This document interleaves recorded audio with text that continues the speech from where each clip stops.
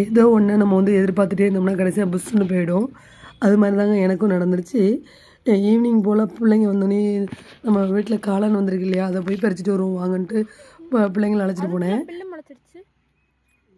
தோசைக்கு நைட்டுக்கு தோசை கிரேவியாக பண்ணிக்குவோம்மா அப்படின்னு பாப்பாட்ட சொல்லி வச்சுருந்தேன்.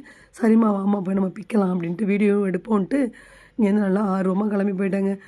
ஆர்வம் இருக்கலாம், அதுக்குன்னு ரொம்ப இருந்தால் அப்படி தான் ஆகும். இங்கே பாருங்கள், டிசம்பர் பறிக்கவே முடியல, அந்தளவுக்கு கொட்டுது. ஒரு நாள் சனிக்கிழமை பறித்து வீட்டுக்கு சாமிக்கு வந்து மாலையாக போடலான் இருக்கேன். இங்கேருந்து பாருங்கள், ஆசையாக பறிக்க போயிட்டேன். இந்த வாட்டி வந்து நிறைய காளான் வந்துருந்துச்சுங்க. எனக்கு போனோன்னுமே வந்து ஒரு கலர் டல்லாக இருந்துச்சுன்ட்டு ஒரு டவுட்டு தான். என்னென்ட்டு பார்த்தீங்கன்னா, நாள் தண்ணி விட்டேன் இல்லையா, தண்ணி செடிக்கு விட்டேன்.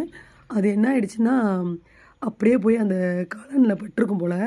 நான் என்ன நினச்சிட்டேன், சரி கொஞ்சம் காளான் லேசாக மலர்ந்துருந்தது, நம்ம தண்ணி விட்டால் நல்லா மலர்ந்துரும்னு நினச்சி நான் அதுலேயே வந்து தண்ணி அடிச்சு விட்டுட்டேன். அது என்ன ஆயிடுச்சுன்னா, அப்படியே அந்த ஏற்கனவே இருந்த கூலிங்க்கு இதுக்கும் அழுகி போயிடுச்சு.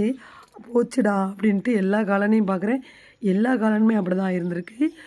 அதோட ஈரப்பதம் வந்து அப்படியே அதிலே இருக்கவும் கருப்பாக ஒரு மாதிரி ஆயிடுச்சு. பாப்பா வந்து போச்சா, நீ இதை ரொம்ப எதிர்பார்த்துட்டே இருந்தல்ல, அதான் அப்படி ஆயிடுச்சு அப்படின்னு சொல்லி அவள் கிண்டல் பண்ணிகிட்டே இருந்தா. நானும் ஒவ்வொரு காளானையும் எடுத்து எடுத்து பார்க்குறேன், எல்லா காளானுமே அப்படி தான் ஆயிடுச்சு. சரி போச்சு, அவ்வளோதான், இனிமேல் கொஞ்சம் கவனமாக இருந்துக்கும். காளானுக்கு தண்ணி விடக்கூடாதுங்கிறதே எனக்கு தெரியலை. நான் மற்ற செடிக்கு அடிக்கும்போது அதையும் சேர்த்து அடிக்கவும் அது எல்லா காளானும் வீணாக போயிடுச்சு. இந்த வாட்டி நிறையா வரவும் ரொம்ப ஆசையாக இருந்தேன், அது இந்த அளவுக்கு ஆயிடுச்சு, புஷ்ஷுன்னு ஆயிடுச்சு.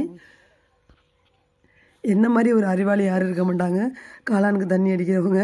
இந்த தர்பூசணி தேர்ச்சா இல்லையான்னு தெரியல, இது என்னைக்கு சாப்பிட்லான்ட்டு பார்ப்போம். இதுவும் என்ன ஆகுன்னு தெரியல.